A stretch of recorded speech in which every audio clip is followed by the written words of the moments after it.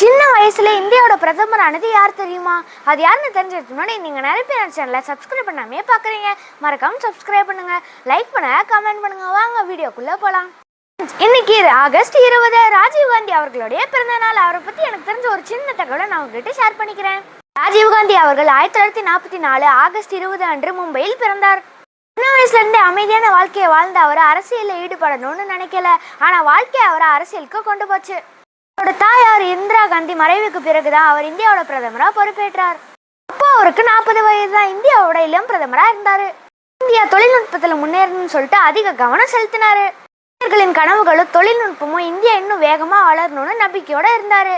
1991 ராஜீவ்காந்தி உயிரிழந்தாரு. ராஜீவ்காந்தி நமக்கு சொல்ற பாடம் என்ன தெரியுமா? நாட்டோட எதிர்காலம் இளைஞர்களோட கையில தான் இருக்கு. ஃப்ரெண்ட்ஸ், இன்னைக்கான வீடியோக்கெல்லாம் பிடிச்சிருக்கோம். மறக்காம ஃப்ரெண்ட்ஸ் நம்மளுக்கு ஷேர் பண்ணுங்க. இதே மாதிரி நாளைக்கான பேசுங்க. நாளைக்கான வீடியோவில் நான் உங்ககிட்ட ஷேர் பண்ணிக்கிறேன். Thank you friends.